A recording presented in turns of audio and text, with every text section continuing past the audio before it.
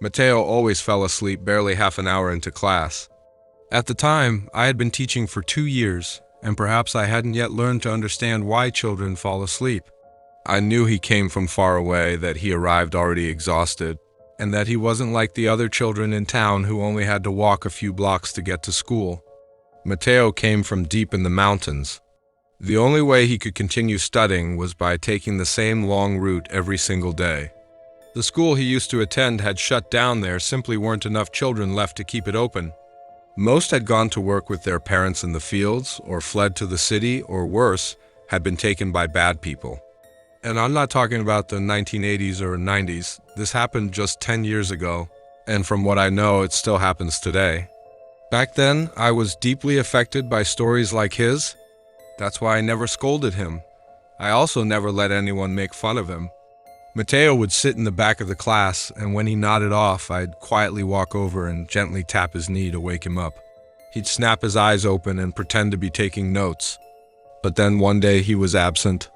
Then 2, then 3, Monday, Tuesday, Wednesday. I waited a bit before asking about it.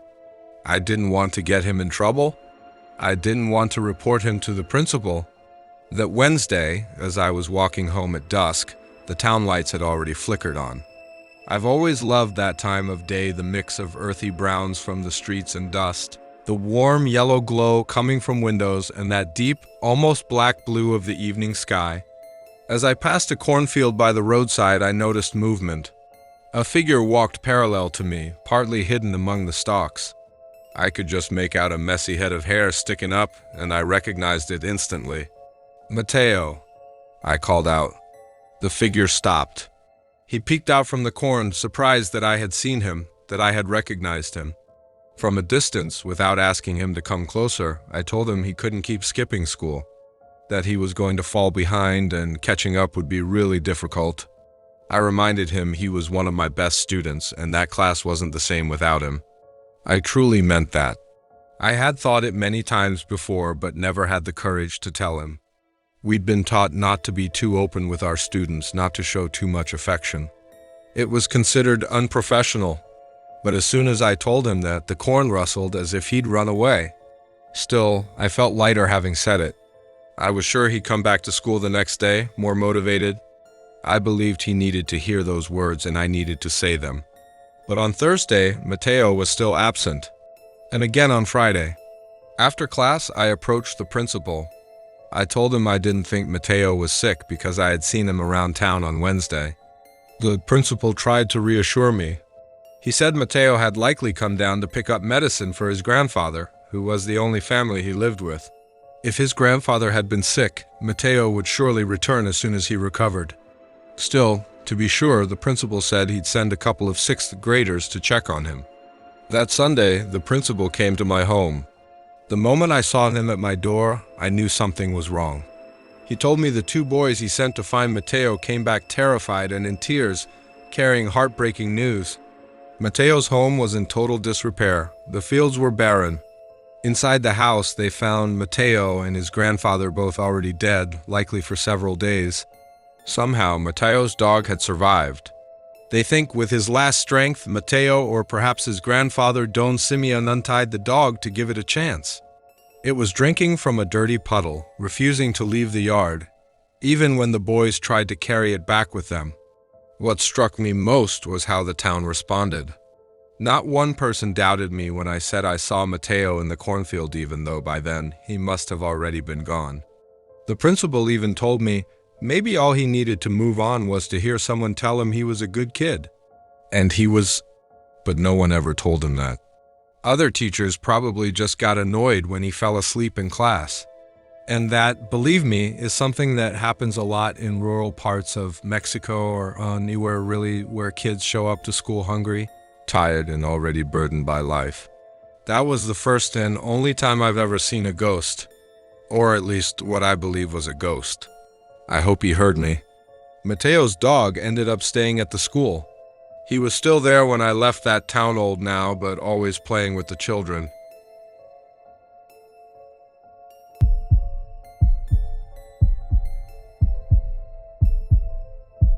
I don't know why I kept it. I swear to you, community. I guess it's out of nostalgia, or maybe because despite everything, I still haven't lost hope that my dad will return one day. The little house is still there on the shore of Bahia Clara, facing the sea. He built it over 30 years ago when I was just a child. It was a modest concrete house with walls that smelled of salt from the very first day. It was painted white, but that didn't last long. The sea erases everything it wants to. Anyone lucky enough to live nearby probably already knows this. After my mom passed away, my dad remarried a couple of years later. I don't want to say it bothered me, but in a way it did hurt. On one hand, I wanted him to move on, for my old man not to be alone. But on the other hand, it felt strange to see someone else in that house, sitting in that chair looking out that window. Since I was already an adult and didn't want to get in the way, I moved to Puerto Blanco, where I had been offered a job. It wasn't far from Bahia Clara, and from time to time I'd visit my dad. At first, it was every Sunday we'd watch football together, but over time the visits turned into phone calls, then just WhatsApp messages, and eventually, not even that. The last time I spoke to him properly was on my daughter's birthday.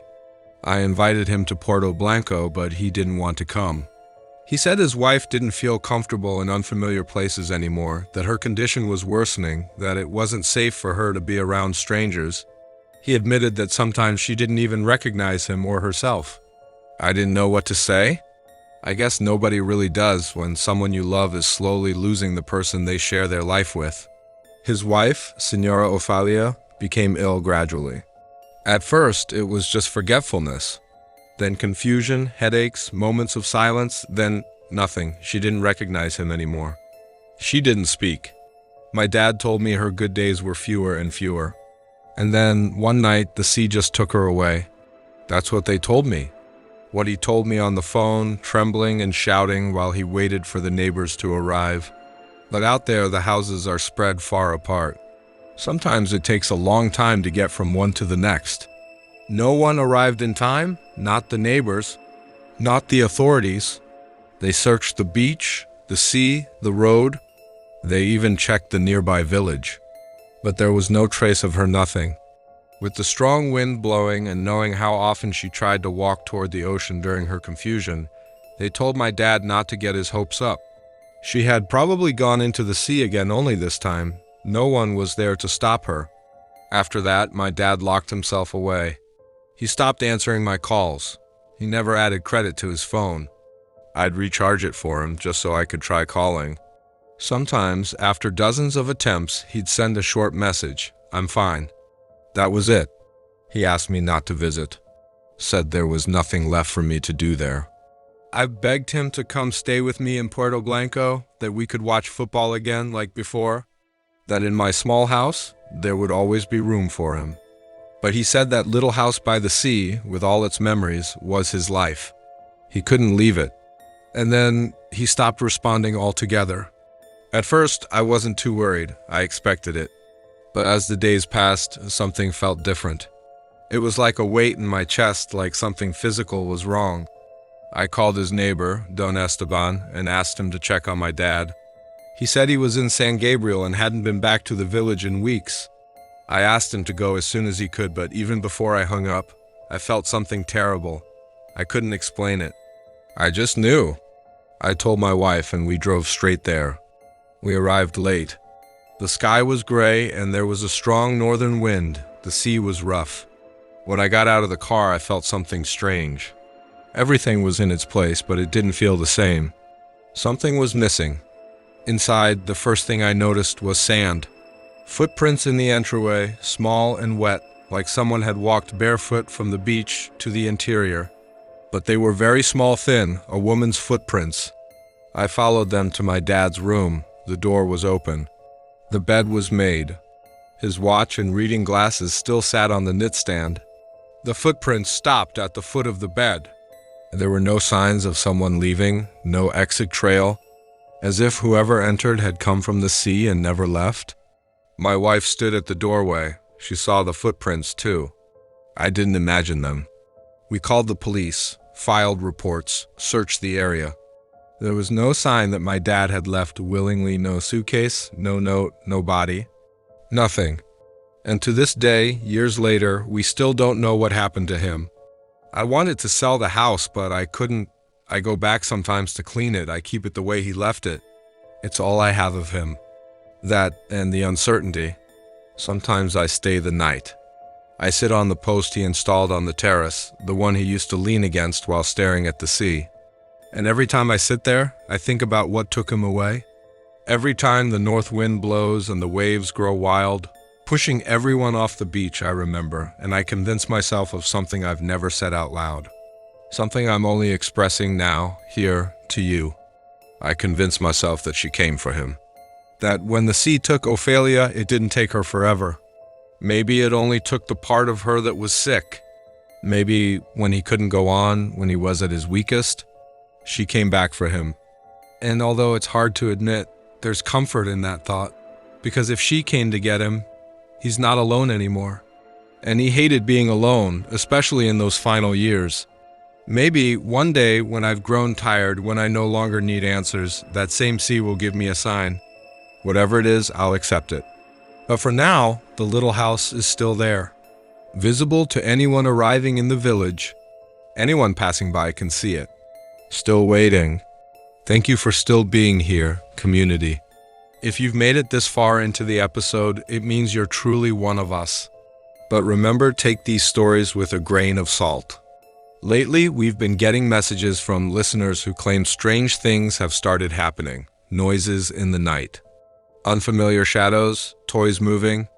And yes, those oddly vivid dreams. Coincidence? Suggestion? We're not sure. But if things start changing around, you take a break. This is meant to be enjoyed, not suffered. We don't want you to become the next protagonists of the night's stories. Right? We continue.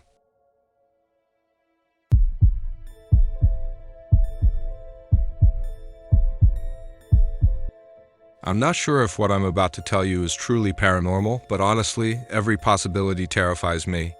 A couple of years ago, I rented an apartment in a quiet but charming part of the city. It had 3 bedrooms, one for me, one directly across the hall, and a third tucked behind the kitchen, smaller, older, and far darker. To afford the rent, I posted about the extra rooms in a local rental group. Within a week, 2 women moved in. Let's call them Lena and Carla. We each took a room, and from the start, things were smooth. We all worked long hours, rarely crossed paths, and nobody made noise or threw parties. Honestly, it was perfect. Until the strangeness began. It started subtly and not inside our apartment, but around the building. The first warning came from Mrs. Rosa, the sweet old woman who handled the cleaning and maintenance. She lived up on the rooftop in a small unit with her sister, who was elderly and unable to walk. Almost every afternoon, they would sit outside in the sun and chat. It was their little ritual. Mrs. Rosa was beloved by everyone, talkative, yes, but kind. One afternoon, she came downstairs visibly shaken. Her hands were trembling as she spoke. "I saw someone on the 3rd floor," she whispered, "a woman, dressed in filthy rags, like an old doll, all stained and torn." She said the woman darted down the hall, fast and twitchy, then vanished. But what unsettled her most was the smell like spoiled meat, as if something had rotted deep inside the walls. We brushed it off, assuming maybe a homeless person had snuck in. Until the next day, another neighbor swore she saw the same woman in the basement parking lot. According to her, the woman limped toward her in the same ragged clothes, dragging one foot, eyes locked on her. She managed to shut the elevator just in time. She said she saw the woman's reflection in the stainless steel doors just before they closed. Lena and I didn't believe it. Carla said nothing, but she looked anxious whenever she left the apartment alone. It didn't help that Carla's room was the one in the back, the dark one, the far one. Then came the night that changed everything. Mrs. Rosa wasn't home that evening. She'd gone to a prayer vigil, something she never did. And that's when we heard it, a scream. A scream so sharp and full of despair that it cut through the building. It came from the rooftop. Neighbors ran upstairs. I stayed frozen in my room, paralyzed by fear. Later I heard voices. Someone came down crying. Rosa's sister had died. She was found near the door, as if she'd tried to escape, her face twisted in terror. Fingernails broken, her mouth wide open in a silent scream. They said it was a heart attack. That's what the official report said.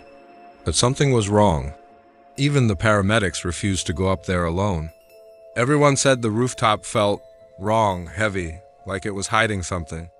When Rosa returned, she broke down. She said her sister had been seeing someone at the door at night, a shadow, a figure. Rosa hadn't believed her, thought it was just paranoia. She left the next morning, no goodbyes. Just handed the keys to the manager and disappeared. And then Carla and Lena followed. They said the woman in the hallway was no ghost story. She was real. They didn't want their deposit back, they just wanted out. That's when the truly disturbing part of my story began. You see, this building is old. Power outages are common, especially during storms. But then something started happening. Every time the power went out, my phone would ring. No caller ID, just a blank screen and a ringing tone. The first time, I ignored it. The second time, same thing, lights out, phone rings. Still, I didn't answer. The third time, I got curious. Same moment the lights died, the phone rang. I picked it up, said nothing. And then I heard something strange, my neighbor's dog barking. Not once, but twice. Once through the wall, and once on the phone.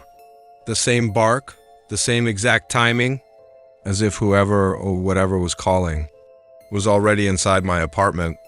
I dropped the phone and bolted outside. I waited downstairs, clutching my phone like a lifeline.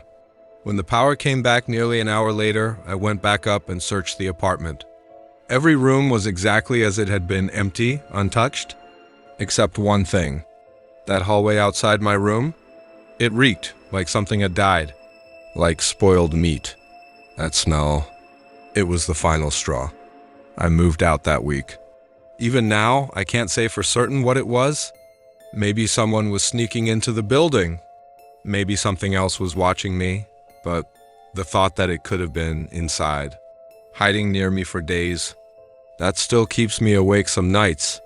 So sleep well tonight, and just make sure your bedroom door is closed tight. Thanks for making it to the end, community. If you're still with me, you're made of stronger stuff than most. But remember, if you start hearing strange noises after listening, if the power flickers or if something in your hallway smells off, maybe you skip the next episode. Some stories stay with you longer than you think. Don't forget to like, subscribe, and comment below. What would you do if your phone rang during a blackout and the voice on the other end was already in your apartment? We'll be watching. Stay safe out there.